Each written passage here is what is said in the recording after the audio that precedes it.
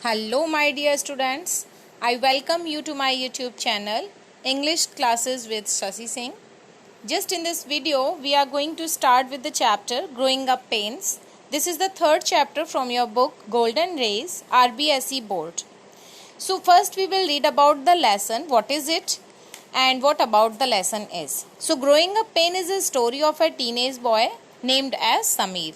It means this story growing up एक लड़के की है जिसका नाम समीर है and here in this story his parents are extra watchful towards him. और इस कहानी में उसके जो पेरेंट्स हैं वो बहुत ज़्यादा वॉचफुल हैं उसके लिए, मीन्स बहुत ज़्यादा उस पर पाबंदियाँ रखते हैं, उसका ध्यान रखते हैं, केयरफुल भी आप उसको कह सकते हो एक टर्म्स के अंदर। And what happens to them that he want, ये जो बॉय है Sameer, he only wants a lonely place to live in. Means वो रहने के लिए एक अकेली जगह चाहता है। उसको अच्छा नहीं लगता जब उसके पेरेंट्स एक्स्ट्रा वॉचफुल होते हैं उसके लिए, तो ये चीज़ उसको बिल्कुल भी अच्छी नहीं लगती। तो एक बार वो क्या है कि once he was standing in front of the mirror and वो looking at his acne. Acne आप सब जानते हो, ये एक नॉर्मल डिजीज़ होता है जो कि चेहरे पे हो जाते हैं, कुछ ऐसे रेड कलर के कुछ पिंपल्स जैसे, तो उनको एक्ने बोलते हैं।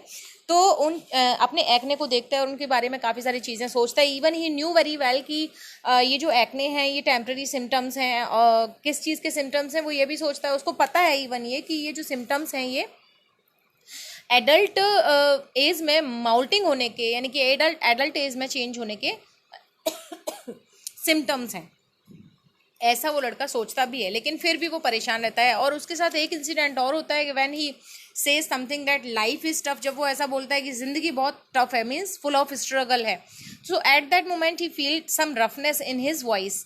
तो उस टाइम पे वो अपनी वॉइस में रफनेस फील करता है, तो फिर वो और ज़्यादा वरीड हो जाता है। Even he knew very well कि that this is the reason, this harshness, this roughness only the reason of the cold to which he is suffering, जिससे वो सफ़र कर रहा है। लेकिन फिर भी वो बहुत ज़्यादा एक तरीके से इरिटेट हो जाता है इन सारी चीज़ों को लेके, और mainly the reason of his irritation was extra watchfulness of his parents. So this is the story only about all कि ग्रोइंग अप पेन्स क्या हैं।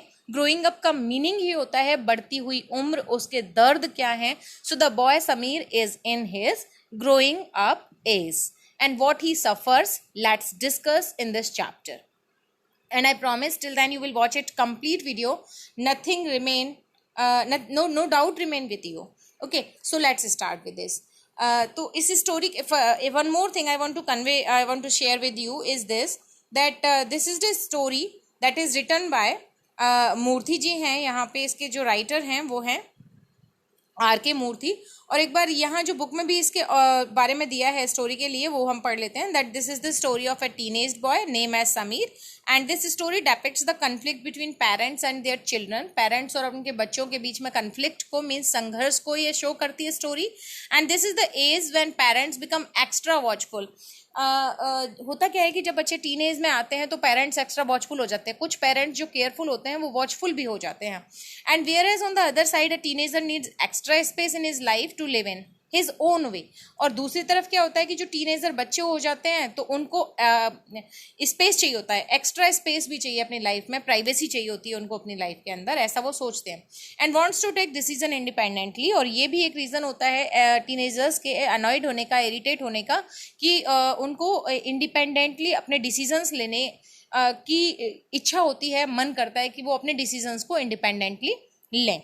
So this is all the thing that make them irritate. It is all related to the growing up age, and this growing up age is called the teenager age. The age is between 13 to 19, you may say कि 13 साल से लेके 19 साल तक की जो as होती है that is called teenager age. Okay, so let's move further towards the chapter and read it in detail.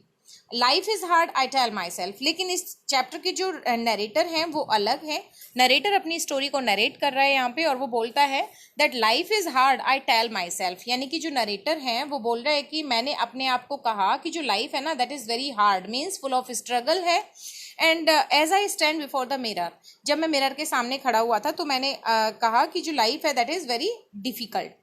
And watch acne, और अपने एक्ने को मैं वॉच कर रहा था when I was standing in front of the mirror और before the mirror. जब मैं मिरर के सामने खड़ा हुआ था तो मैं मेरे एक्ने को वॉच कर रहा था और मैं बोल रहा था अपने आप को ही that life is hard, okay, that dreaded इसकम ऑफ अ डिजीज। और एक्ने के बारे में सोच रहा था कि एक्ने क्या होते हैं। एक्ने आप सब जानते हो, पिंपल्स को बोलते हैं, रेड मार्क्स होते हैं ये, है ना, पिंपल्स जो चेहरे पे हो जाते हैं, रेड मार्क्स, ठीक है, that is called acne.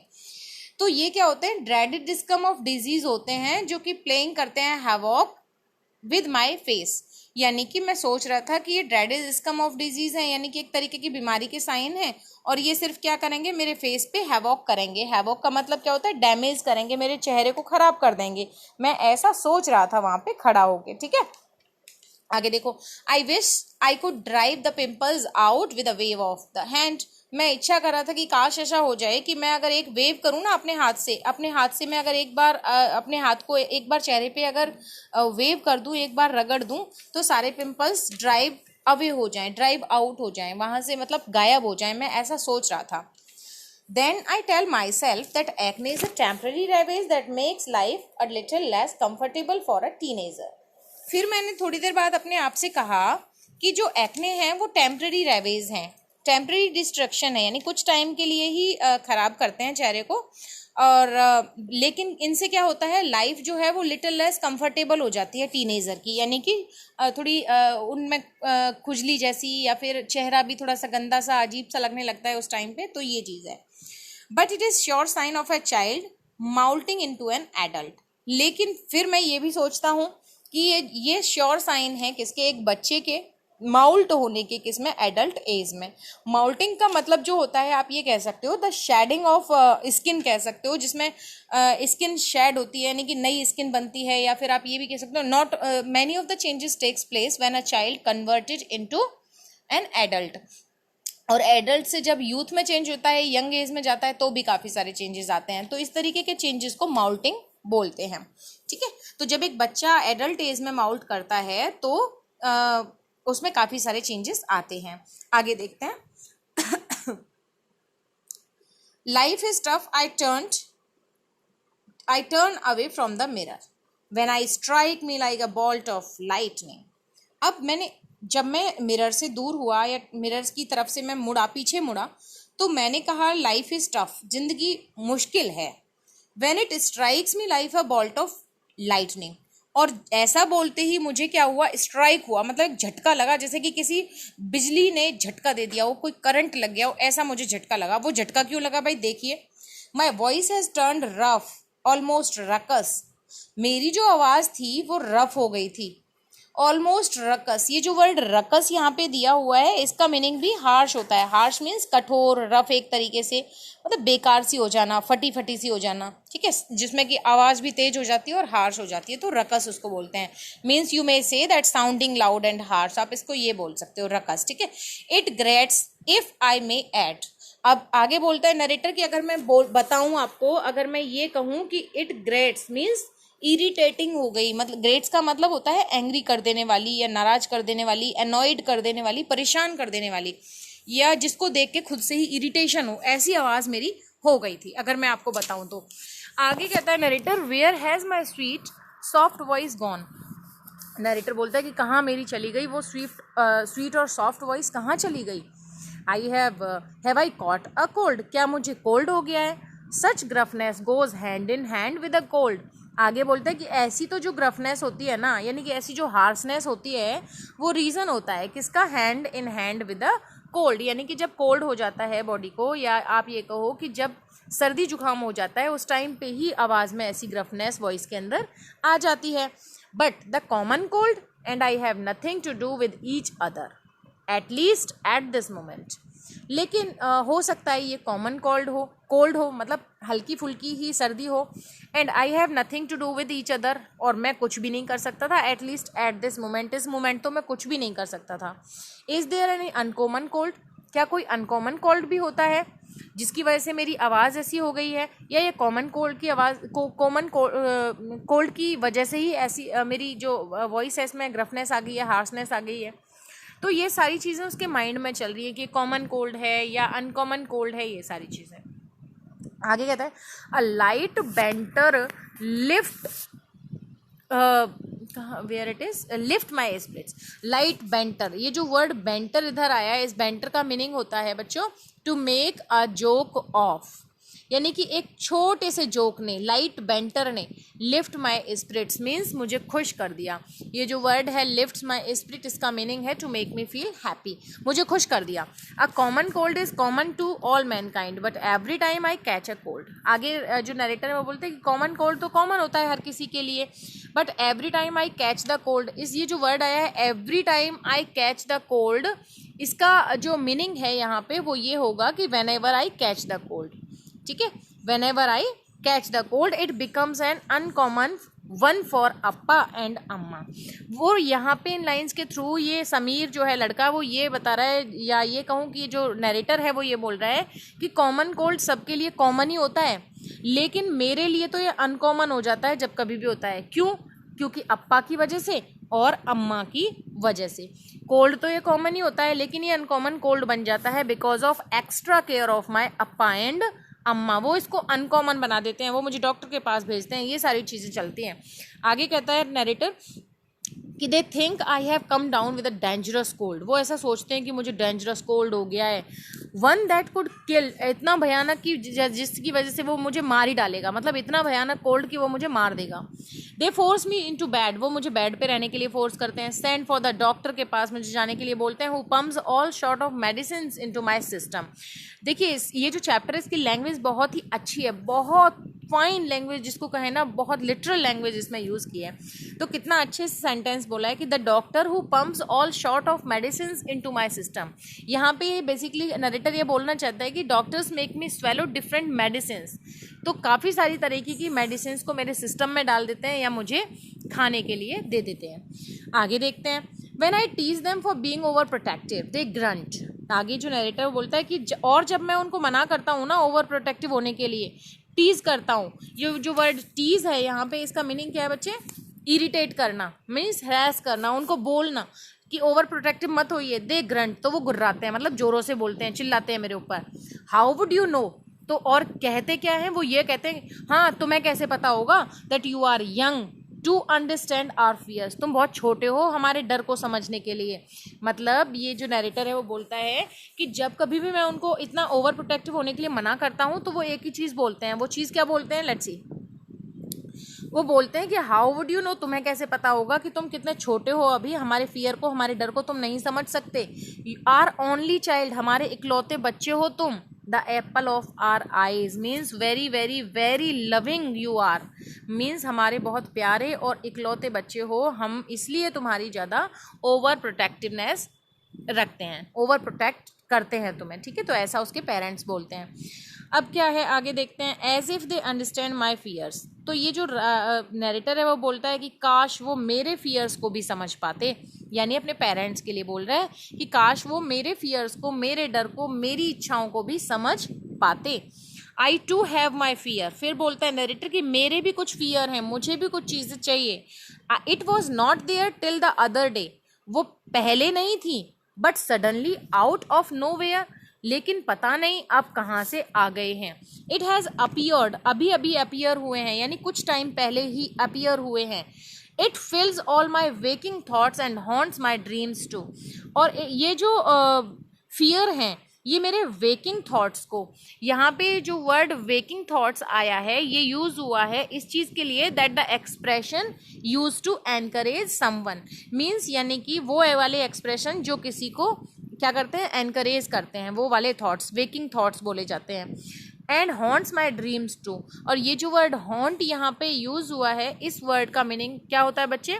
Haunt का मतलब होता है बी सेट और be persistently person in mind, present in mind, means mind set रखना अपना। तो देखो आगे क्या है इसका meaning.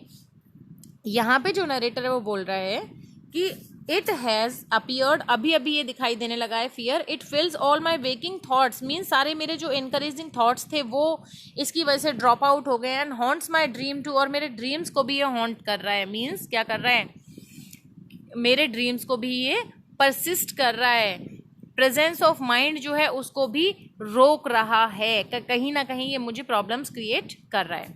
I try to dispel the fear, मैं उस फियर को डिस्पेल करने की कोशिश कर रहा हूँ। आई टेल माई सेल्फ, मैंने अपने आप को कहा। ओनली कवार्ड्स फियर, ये बोल के कि सिर्फ जो कवार्ड्स होते हैं ना, जो डरपोक होते हैं, वो ही डरते हैं। आई एम नो कवार्ड, मैं कवार्ड नहीं हूँ, मैं कायर नहीं हूँ। कवार्ड का मतलब होता है बच्चे कायर, तो मैं कायर नहीं हूँ। But this bravado doesn't last long, लेकिन मेरा ये जो ब्रेवेडो था, मेरी ये जो बहादुरी थी, वो बहुत जल्दी क्या नहीं हुई, खत्म नहीं हुई। ठीक है, आगे देखते हैं। The more I think of it the stronger becomes the hold of this fear, जितना मैं इसके बारे में सोचता था उतना ही ज़्यादा इस डर की पकड़ में मैं आता जा रहा था। I am no longer my usual self, my usual self का मीनिंग होता है in a general manner, means यहाँ पे हम कह सकते हैं कि जो राइटर हैं यहाँ के इस चैप्टर के, वो सॉरी नरेटर जो है वो बोल रहा है कि I am no longer my usual self, मैंने बहुत ज़्यादा टाइम तक मैं जनरल मैनर में रह ही नहीं पाया, मतलब पता नहीं मुझे हो क्या रहा था। जैसे जनरल और नॉर्मल में पहले रहता था, ऐसा मैं बहुत ज़्यादा लंबे टाइम तक आगे रह नहीं पाया। I have become a stranger to myself, और मैं मेरे लिए ही एक स्ट्रेंजर बन गया था। मीन्स मैं खुद को ही ऐसा लग रहा था कि मैं खुद को ही नहीं जानता, खुद को ही नहीं समझता हूँ, मेरे साथ में क्या प्रॉब्लम्स चल रही हैं। आगे क्या होता है देखिए। टिल द अदर डे, अगले दिन क्या होता है। I use to feel happy when Amma, sorry till the other day, अगले दिन तक जब मैं फील करता था खुश होना, जबकि अम्मा वॉकड इन अनअनाउंस्ड किए आती थी, मीन्स मेरे रूम में आती थी। सर्वेड द रूम, रूम को सर्वे करती थी। जेंटली चाइडेड मी, और प्यार से मुझे, चाइड का मतलब होता है स्कोल्ड करना, यानी कि चिल्लाना, डांटना, फटकारना, और प्यार से मुझे डांटती थी। क्या कह के डांटती थी, दैट इज दिस रूम और अ पिग्स्टी, कि ये कमरा है या कोई पिग्स्टी है। Pigsty means the place to live of a pig, यानी कि किसी सुअर के रहने की जगह है। यानी कि मैं अपने रूम को इतना गंदा रखता था कि वो ऐसे बोलती थी, इज दिस अ रूम और अ पिग्स्टी, ठीक है ना। And quickly got down to the task of cleaning the room, और जल्दी से शुरू हो जाती थी रूम को क्लीन करने के काम में। She would work at it with total dedication, और जो मेरी मदर थी वो अपने टोटल डेडिकेशन से इसमें काम करती थी, यानी मेरे रूम के अंदर वो अपने कंप्लीट डेडिकेशन से काम करती थी। मेरी मदर मुझे खूब डांटती भी थी। डेडिकेशन का मतलब होता है होल हार्टेडनेस, पूरे दिल से, पूरे मन से। तो वो फिर लग जाती थी। एक बार तो मुझे डांटती थी, लेकिन फिर सारे रूम को साफ करती थी। The books would go back into the bookcase and side racks, books bookcase में और साइड रैक्स में रख देती थी। The caps and pens pulled apart by me would get reunited, और कैप्स और पेन्स जिनको मैं दूर दूर कर देता था, उनको भी वो क्या करती थी, रीयूनाइट कर देती थी, मतलब साथ में लगा के रख देती थी।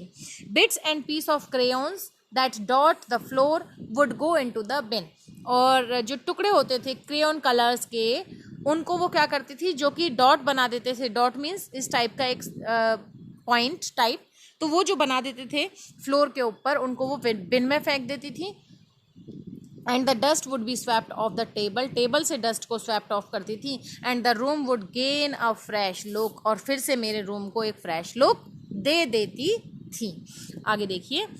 How I hate her now when she does that, अब मैं क्यों उनसे हेट करता हूँ। अब जो नरेटर है वो बोल रहा है कि अब पता नहीं मुझे क्या हो गया कि अब मैं उनकी इस चीज़ से क्यों हेट करता हूँ, क्यों घृणा करता हूँ। हेट मीन्स होता है घृणा, नफरत करना। When she does that, अब जब वो ऐसा करती हैं तो अब मुझे उनसे हेट होती है, अब मुझे घृणा होती है, मतलब इरिटेशन होती है। तो यहाँ पे नरेटर बोलता है कि और मैं उनको क्या कहता हूँ, या मैंने और क्या किया था उस एज में जब मैं था। तो बोलता है कि I have put up a warning on the door, मैंने डोर पे एक वार्निंग लगा दी, और वो वार्निंग क्या थी, नॉक बिफोर यू एंटर, कि कमरे में एंटर करने से पहले नॉक करें। मीन्स अभी तक ये जो नरेटर था, वो उसकी मदर जब अंदर आती थी, इस रूम को साफ करती थी, उसको डांटती थी, तो वो सारी चीज़ें उसको अच्छी लगती थी। That all make him happy, but now he feel irritation, he get annoyed, अब वो गुस्सा होता है। और that's why he had put up a warning on the door that knock before you enter. Beneath the above instruction is a warning, और इस instruction के नीचे एक वार्निंग थी, माई रूम लव इट और हेट इट, ये मेरा कमरा है, चाहे मैं इसको लव करूं चाहे मैं इसको हेट करूं, मीन्स चाहे मैं इसको क्लीन रखूं चाहे मैं इसको गंदा रखूं। तो ऐसे करके मैंने वहां पे वार्निंग लगा दी थी। आगे देखते हैं नरेटर ने और क्या क्या गुल खिलाए हैं। अपनी टीनेज में। अम्मा sees the notice but behaves as if it is Greek और लैटिन। ये जो वर्ड ग्रीक और लैटिन है बेटा, ये एक ईडियम है और इस ईडियम का मीनिंग होता है इनकम्प्रीहेंसिव। क्या होता है? इनकम्प्रीहेंसिव मीन्स जिसको हम समझ ना सकें, ठीक है ना, इनकम्प्रीहेंसिव। तो ये होता है ग्रीक एंड लैटिन। आगे देखो, तो अम्मा ने इसको देख लिया, इस नोटिस को देख लिया, but she behaves as if it is Greek और लैटिन। लेकिन उन्होंने ऐसे बिहेव किया जैसे कि वो समझती नहीं है, इस नोटिस को वो समझती ही नहीं है। ग्रीक और लैटिन का मीनिंग होता है नॉट अंडरस्टैंडेबल और इनकम्प्रीहेंसिबल। तो जैसे उन्होंने समझा नहीं, ऐसा ट्रीट किया मेरे साथ। And she continues to step into my room unmindful of my privacy. मेरी प्राइवेसी को अनमाइंडफुल करते हुए वो ऐसे ही रूम में आना कंटिन्यू करती रही। फिर क्या होता है, how can I make her understand. फिर मैंने सोचा कि मैं उनको कैसे बताऊं दैट आई नीड प्राइवेसी, की मुझे प्राइवेसी की ज़रूरत है। If only she senses the गोजा मैथिन कर्टेन। ये जो वर्ड आया है गोजा मैथिन, गोजा मैथिन का मीनिंग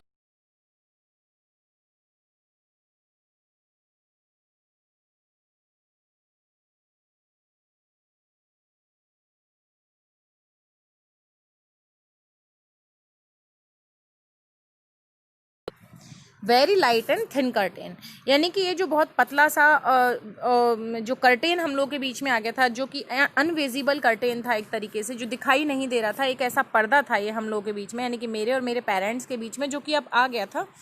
तो यहाँ पे जो नरेटर है वो बोलता है कि she if only see senses, से उनको समझने की ज़रूरत थी उस गोजा मैथिन कर्टेन को that has come up between me and my parents, जो मेरे और मेरे पेरेंट्स के बीच में आ गया था। Is this what growing up is all about the matter of individuality, a snapping of bonds. फिर ये जो नरेटर है वो पूछता है क्वेश्चन यहाँ पे कि क्या जो ग्रोइंग अप है वो एक मैटर है इंडिविजुअलिटी का, कि क्या ग्रोइंग अप एज में इंडिविजुअलिटी चाहिए होती है, मीन्स प्राइवेसी चाहिए होती है, और क्या ये स्नैपिंग ऑफ बॉन्ड्स है, यानी कि बॉन्ड्स का स्नैप हो जाना है, रिश्तों का टूट जाना है, ये ग्रोइंग अप एज, क्या इसमें रिश्ते टूट जाते हैं, है ना, क्या उनमें दरारें आ जाती हैं, क्या घर के ही, परिवार के ही, अपने माता पिता ही अच्छे नहीं लगते हैं। तो ये सारे क्वेश्चंस उसके माइंड में हैं, because this is the growing up age of the narrator, narrator की ग्रोइंग अप एज है। तो ऐसा उसके माइंड में सब चलता रहता है। आगे है, who wants to snap bonds with one's parents, not I. कौन चाहता है अपने पेरेंट्स के साथ में अपने बॉन्ड्स को, अपने रिश्तों को क्या करना, स्नैप करना, तोड़ना, नॉट आई, और मैं भी नहीं चाहता। The very thought makes me cry, और इसी वजह से मुझे रोना आ जाता है। Yet I feel I am drawing away from them, जबकि मैं इस चीज़ को फील कर रहा हूँ कि मैं उनसे ड्रॉइंग अवे हो रहा हूँ, मैं उनसे दूर जा रहा हूँ। फिर भी पता नहीं मैं क्यों ऐसे बोलता हूँ मेरे पेरेंट्स को कि आप क्यों आए हो और मेरे गेट को बजा के आओ, मेरे रूम में मत आओ, दिस इज़ माई रूम। तो ये सारी चीज़ें फिर भी मैं पता नहीं क्यों बोलता था, हालांकि मुझे पता था कि मैं उनसे दूर होता जा रहा हूँ। आगे है, और एम आई इमेजिनिंग, और क्या मैं ये कल्पना कर रहा था। आई थिंक अम्मा is watchful and very when he meets मी, और मैं सोचता हूँ कि जो अम्मा हैं वो बहुत ज़्यादा वॉचफुल है मेरे लिए, बहुत ज़्यादा केयरफुल।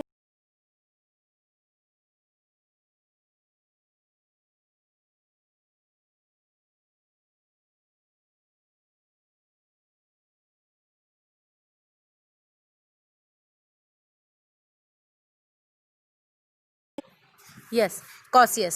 सो आगे नरेटर बोलता है, I think Appa is watchful and very very when he meets me.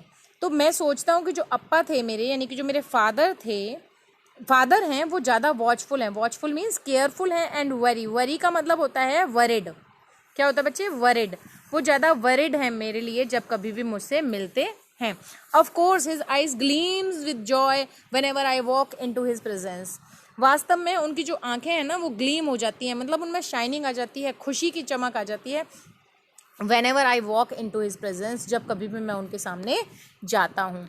But is it as spontaneous as it used to be, लेकिन क्या ये सारी चीज़ें स्पॉन्टेनियस है, यूज टू बी होनी चाहिए, ऐसा होना चाहिए।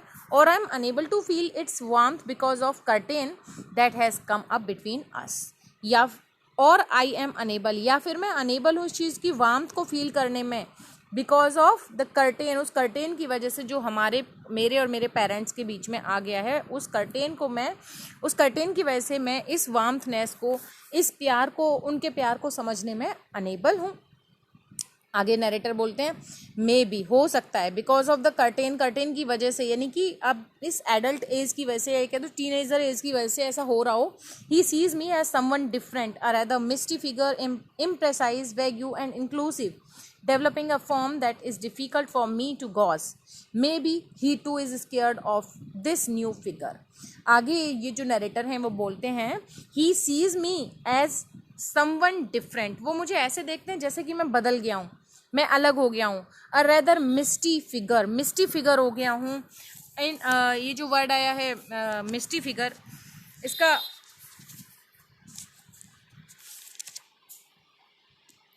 Hello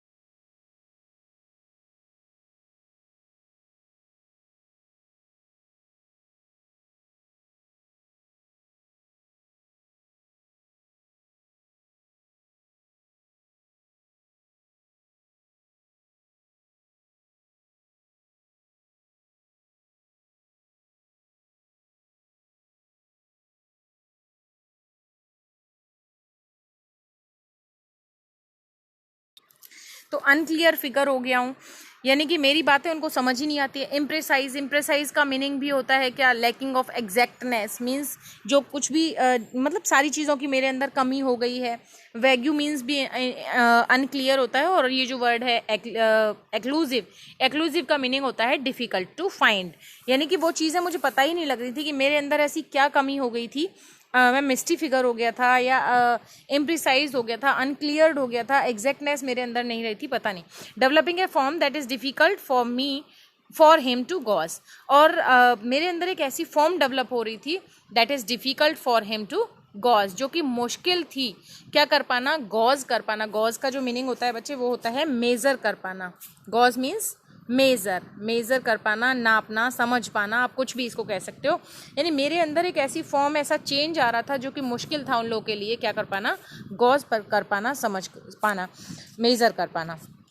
may be he too is scared of this new figure, शायद हो सकता है कि मेरे जो अप्पा थे वो भी इस चीज़ से डरे हुए थे, किससे, मेरे न्यू फिगर से। और न्यू फिगर क्या था, because of that thin curtain, उस कर्टेन की वजह से। और वो कर्टेन किस चीज़ का था, टीनेजर एज का था, जिसमें सिर्फ और सिर्फ समीर को क्या चाहिए थी, प्राइवेसी चाहिए थी।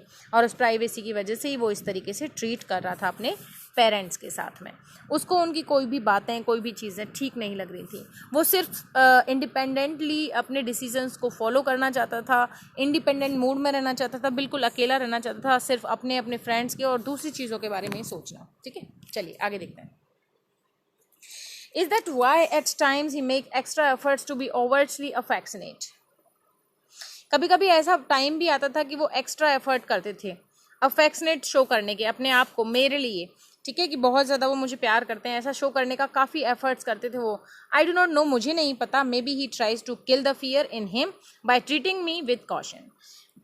मुझे नहीं पता कि शायद वो ये कोशिश करते थे, उनके अंदर जो डर था, बाय ट्रीटिंग मी, मेरे साथ ऐसा ट्रीट करके, विद कॉशन, कॉशन का मतलब होता है विद वरीडनेस, यानी कि जिस चीज़ की, जिस डर की उनको चिंता थी, या उनको जो मेरी तरफ से जो डर था, उसको वो किल करने की कोशिश करते थे मेरे साथ ऐसे ट्रीट करके, कि हमारा बेटा हमसे दूर ना चला जाए। तो ये ही डर था उनको, और तो कोई डर या चिंता थी नहीं। तो वो क्या करते थे, ऐसे करके एक्स्ट्रा अफेक्शंस को, एक्स्ट्रा एफर्ट्स को शो करते थे मुझे, और शायद वो कोशिश करते थे किल करने की अपने उस फियर को, बाय ट्रीटिंग मी, मेरे साथ में ऐसा ट्रीट करके, विद कॉशन मीन्स उस चिंता से, जो चिंता उनको थी, जो डर उनको था अपने बेटे को खोने का। He find safety in treating me as a child, वो हमेशा सेफ्टी रखते थे मेरे को एज अ चाइल्ड ट्रीट करने में। He runs his fingers through my thick curly hair, अपने फादर के लिए, अप्पा के लिए बोल रहे हैं कि मेरे जो अप्पा थे वो फिंगर्स को रन करते थे through my thick curly hair, मेरे थिक घने और कर्ली हेयर के बीच से अपनी फिंगर्स को वो रन करते थे, अपने फिंगर्स को निकालते थे, मेरे सर को सहलाते थे। Hold my head close to his chest, अपने चेस्ट के पास में मेरे हेड को, मेरे सर को पकड़ लेते थे, एंड पैट्स मी, और मेरे को लोरियां सुनाते थे। पैट्स का वैसे जो वर्ड है पैट, इसका मीनिंग होता है थपथपाना, थपथपा के लोरियां सुनाना, बातें करना, कुछ ऐसा प्यार से, विद अफेक्शन करना, ये सारी चीज़ें। तो मेरे जो अप्पा थे वो ज़्यादा वॉचफुल थे मेरे लिए और ज़्यादा केयरफुल थे, मुझे ऐसा लगता है। आई वुड नॉट से I hate him for doing that, मैं ये नहीं कहूँगा कि मैं उनको ऐसा करने के लिए हेट करता था, यानी कि मुझे पसंद नहीं था जब अप्पा आप ऐसे करते थे। पहले ये सारी चीज़ें अच्छी लगती थी समीर को, लेकिन अब वो बोल रहा है नरेटर कि अब मुझे वो चीज़ें अच्छी नहीं लगती, but I am not able to enjoy it as I used to, लेकिन जैसे मैं इस चीज़ को पहले एंजॉय करता था ना, अब नहीं कर पाता हूँ। यानी कि फादर का, मेरे अप्पा का ऐसा करना मुझे बिल्कुल भी अच्छा नहीं लगता है। Once I would give the whole world for being held lovingly by Appa, पहले तो मुझे ऐसा लगता था कि मेरा जो अप्पा है ना, पूरे होल वर्ल्ड का लव उनके पास में है, पूरे संसार का प्यार वो मुझे दे रहे हैं। Now I feel as if it is not what Appa should do to me, अब मैं फील करता हूँ कि ऐसा मेरे साथ में अप्पा को नहीं करना चाहिए, यानी कि फिंगर्स को छोटे बच्चों की तरह बालों में से निकालना, ये सारी चीज़ें नहीं करनी चाहिए। Is it not time, I tell myself, ये वक्त नहीं है, मैंने अपने आप को कहा, that he treats me as a grown up, that he treats me as a grown up, उनको अब मुझे ग्रोन अप की तरह ट्रीट करना चाहिए, specially when he has been reminding me to behave like one, specially उस time पे जब वो मुझे रिमाइंड कराते हैं इस तरीके का कि अब तुम बड़े हो गए हो, और वो मुझे रिमाइंड भी कराते हैं कि अब तुम बड़े हो गए हो, then he treats me this way, एक बच्चे की तरह मुझे ट्रीट करते हैं। ठीक है, तो ये सारी चीज़ें मुझे अब बिल्कुल भी अच्छी नहीं लगती हैं। I fall and slip and scream with pain because of sprain, मैं I fall and sleep, fall and slip का जो मीनिंग है बच्चे, फॉल एंड स्लिप मीन्स होता है, wait,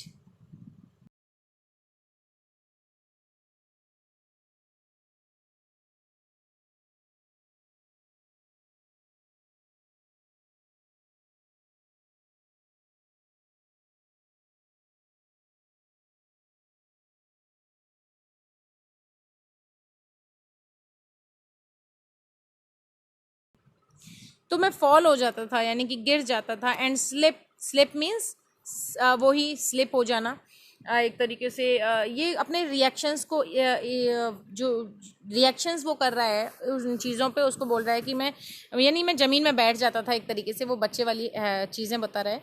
I fall and slip and scream with pain, और मैं बहुत ज़्यादा चिल्लाता था पेन से। स्क्रीम का मीन्स होता है क्राई करना, चीखना, चिल्लाना। विद पेन, उस दर्द से, because of a sprain. Sprain का मतलब होता है बच्चे ट्विस्ट। ट्विस्ट का मतलब आप सब जानते हो कि जब कोई टर्न आता है लाइफ के अंदर, और उस टर्न की वजह से वो बहुत ज़्यादा कैसा रहता था, वरिड रहता था, ज़मीन में बैठ जाता था, चिल्लाता रहता था उस दर्द से, जो दर्द उसको परेशान करता था। और दर्द क्या था?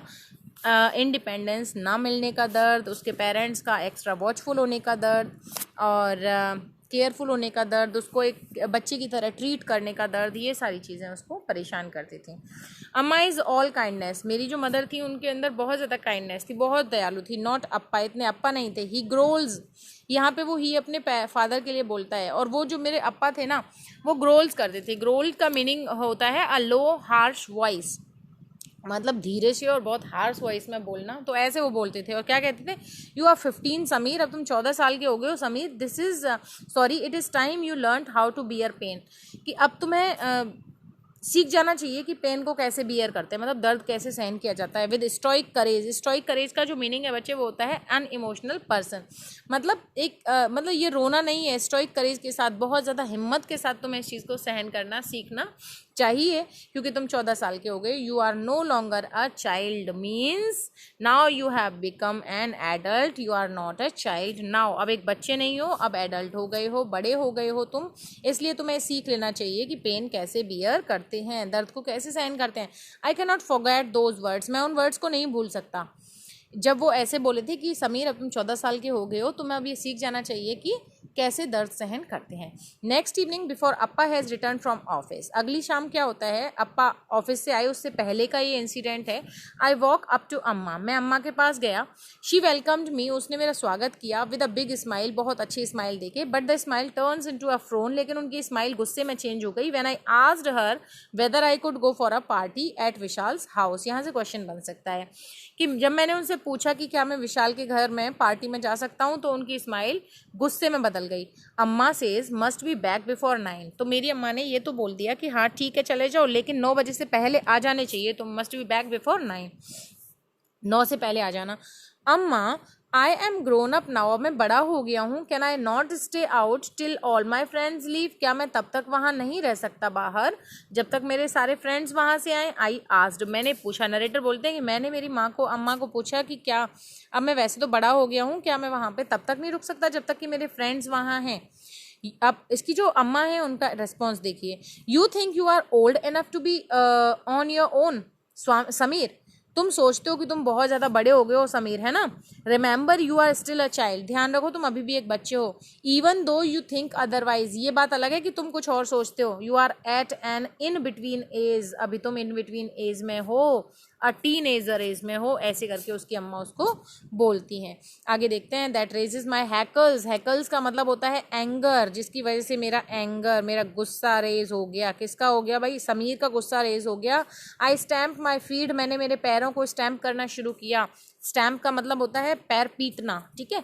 शाउट एट हर, उन पे चिल्लाने लगा। आई एम ओल्ड एनफ, मैं बहुत बड़ा हो गया हूँ अम्मा। Old enough to be on my own, मैं बहुत बड़ा हो गया हूँ, अपने लिए सारी चीज़ों को समझता हूँ। I will not allow myself to be treated like a kid, और मैं अब किसी को अलाउ नहीं करूँगा कि कोई मुझे एक किड की तरह, एक बच्चे की तरह क्या करे, ट्रीट करे। अब मैं ऐसा बिल्कुल भी अलाउ नहीं करूँगा किसी को। She gives me a stern look, अब वो गुस्से से मेरी तरफ देखने लगती हैं। एंड एजर्ट्स फार्मली, और अपना डिसीजन फार्म दे देती है। और डिसीजन क्या था? That my decision is final, no party for you nor today nor ever, कि अब से मेरा डिसीजन फाइनल है तुम्हारे लिए, ना तो तुम किसी पार्टी में आज जाओगे और ना ही आज के बाद जाओगे, नॉट एवर, कभी नहीं जाओगे। I do not want you to end up as a wild colt, मैं एक जंगली घोड़े की तरह तुम्हें छोड़ देना नहीं चाहती, मैं तुम्हें जंगली घोड़ा बनाना चाहिए। वाइल्ड कॉल्ट का मीनिंग है जंगली घोड़ा, मीन्स जो किसी की बात ना सुनता हो, जो किसी का कहना ना मानता हो, जिसमें किसी तरीके की समझ ना हो, तो मैं तुम्हें वो उसकी तरह बनते हुए नहीं देखना चाहती। आगे देखते हैं क्या और क्या होता है। अब नरेटर बोलता है, शी, नरेटर कौन है बच्चे, समीर है नरेटर यहाँ पे। शी हैज़ हर वे, अब वो अपने रास्ते चली गई, यानी कि वो अपना काम करने लगी। And I miss the party, और मैंने पार्टी को मिस कर दिया। मीन्स इतना तो रहा, चलो उसने इतना रिस्पेक्ट तो अपनी मदर का किया कि वो उनके मना करने के बाद पार्टी में नहीं गया। बट इट डज नॉट एंडियर हर, लेकिन इतना ही काफ़ी नहीं था। ये जो वर्ड एंडियर यहाँ पे आया है, इस वर्ड का मीनिंग होता है बच्चा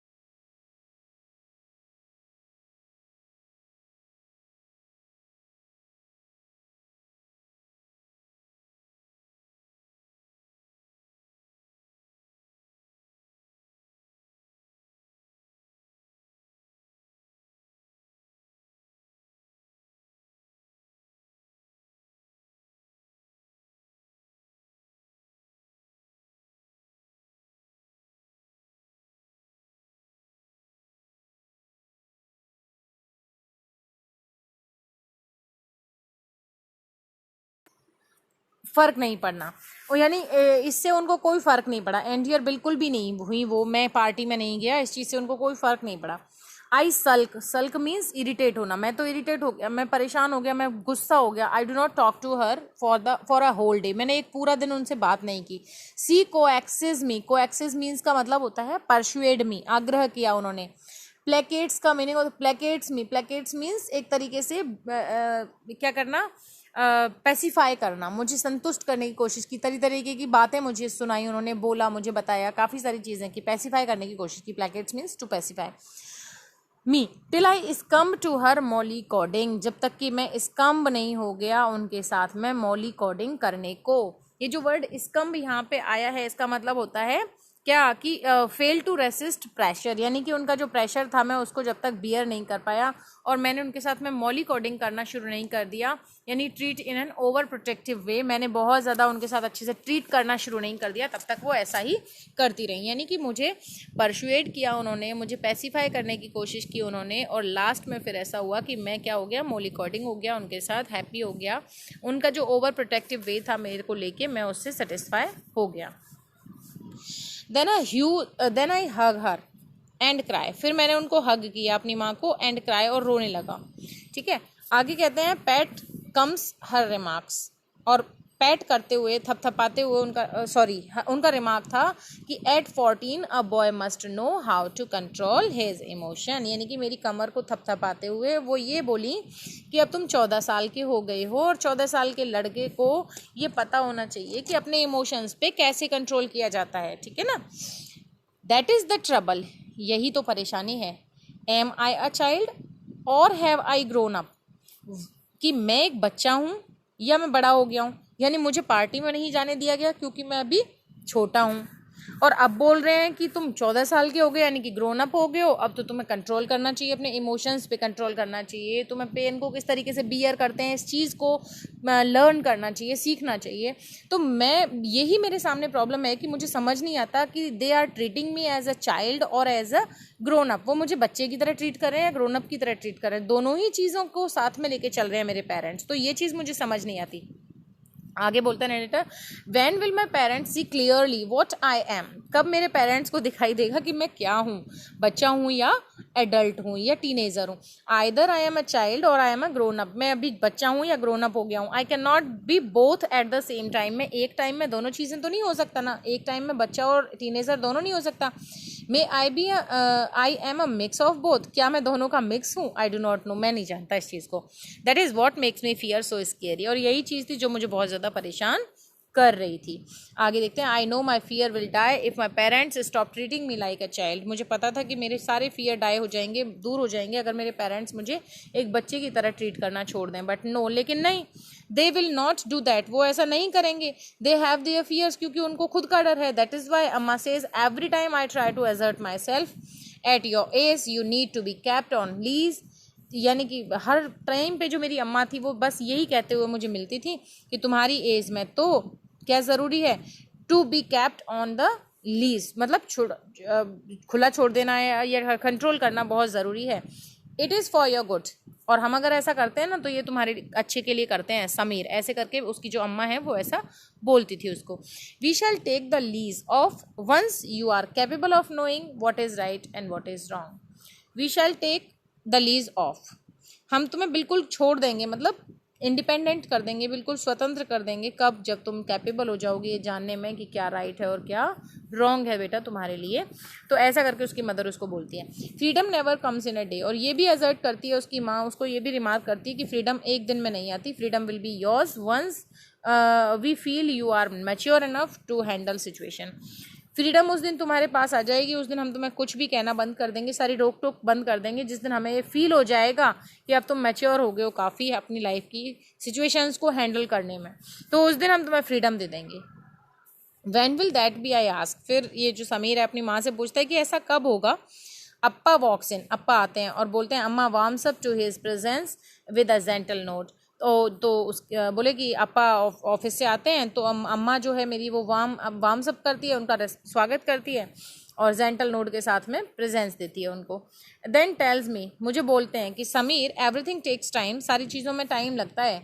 अ flower takes time to turn into fruit, एक फ्लावर को टाइम लगता है एक फ्रूट में टर्न होने में। It takes a year for you to go from one class to the next, she grins. और वो उसकी जो मदर थी फिर वो ये बोलती हैं कि एक फ्लावर को जैसे एक फ्रूट बनने में टाइम लगता है और तुम्हें एक क्लास से दूसरे क्लास में शिफ्ट होने में जैसे टाइम लगता है, ऐसे ही फ्रीडम को आने में भी टाइम लगता है, एक दिन में फ्रीडम नहीं मिलती है। Appa caresses my arm and says, अप्पा मेरे हाथ को पकड़ते हैं और बोलते हैं I know you have your fears, हमें पता है, मुझे पता है कि तुम्हारे खुद के भी फियर्स हैं, तुम्हारी खुद की कुछ चीज़ें हैं। वी हैव आर्स, हमारे भी कुछ डर हैं। We must fight our fears all together, हमें साथ साथ अपने डरों से फाइट करना है, मतलब जो भी प्रॉब्लम्स तुम्हारी हैं हमारी हैं उनको साथ साथ सॉल्यूशन करना है। You must understand our concerns, तुम्हें हमारे कंसर्न्स को समझना चाहिए, तुम्हें हमारी चिंताओं को समझना चाहिए। There are so many temptations, कि बहुत सारे टेम्पटेशंस हैं, टेम्पटेशंस मीन्स लालच की चीज़ें हैं। टू विच है यूथ इज़ ड्रॉन, जिनमें कोई भी यूथ क्या हो जाता है, ड्रॉन हो जाता है, यानी फंस जाता है। कोई भी जवान या एडल्ट या टीनेजर फंस जाता है, बहुत सारी ऐसे टेम्पटेशंस हैं और फिर वो क्या करता है, अपनी लाइफ को स्पॉइल कर लेता है। I do not want to list them, मैं उन्हें लिस्ट नहीं करना चाहता, मैं उन्हें तुम्हें बताना नहीं चाहता। यू नो दैम नाउ, अब तुम उन सारी चीज़ों को जानते हो। कम टू अस, हमारे साथ आओ। टॉक टू अस ओपनली, हमारे साथ खुल के बात करो। Let us learn to be friends, हमें अपना फ्रेंड बनने दो। Take every advice we offer as coming from your true friend, और हमारी हर एक एडवाइस को तुम अपने एक ट्रू फ्रेंड की एडवाइस मान के चलो। We in turn promise to do all, और हम भी प्रॉमिस करते हैं तुमसे वो सब कुछ करने का, that we can to appreciate your view point, जिससे तुम्हारे व्यू पॉइंट को हम अप्रिशिएट करेंगे। Will you let me be your true friend, उसके फादर पूछते हैं, अप्पा पूछते हैं कि क्या तुम मुझे अपना अच्छा दोस्त बनाओगे, ट्रू फ्रेंड बनाओगे। मी टू, अम्मा lift my chin and smiles into my eyes, मेरी चिन को ऊपर उठा के अपने हाथ से चिन को पकड़ के मेरी अम्मा बोलती हैं कि क्या मुझे भी अपना दोस्त बनाओगे, अपनी फ्रेंड बनाओगे, ट्रू फ्रेंड बनाओगे। आई press her palm and green happily, मैंने उनके पाम को प्रेस किया, उनकी हथेली को दबाया, पकड़ा और प्यार से बोला वी आर थ्री फ्रेंड्स, हम तीनों फ्रेंड हैं। बाउंड बाय लव, लव से बंधे हुए हैं। And we will never do anything that hurts one another, और ऐसा कुछ भी नहीं करेंगे जो एक दूसरे को हर्ट करेगा। दैट्स इट, बस इतना ही बहुत है। वी आर हैप्पी नाउ, अब हम सब लोग खुश हैं। We have been set free from fear, हम सब लोग अपने अपने डरों से बाहर निकल गए हैं। अप्पा जेंटली रफल्स माई कर्ली हेयर्स, और मेरे अप्पा मेरे हेयर को जेंटली रफल्स करते हैं पहले की तरह ही, और मुझे बिल्कुल भी बुरा नहीं लगता है। So guys, this way we completed this poem. Many of the questions are from this chapter. Those are very important. So इस चैप्टर के जो क्वेश्चन आंसर्स हैं वी विल डिस्कस, और I will send them there in the description box में, मैं उनको send कर दूंगी, आप वहाँ से उनको देख लेना. So thanks a lot for watching this video guys. If you like it then please like, share and subscribe my channel. Your one subscribe, your one like, your one sharing have a great great thing to me. मेरे लिए बहुत ज़्यादा मायने रखती है. So thanks a lot for watching this.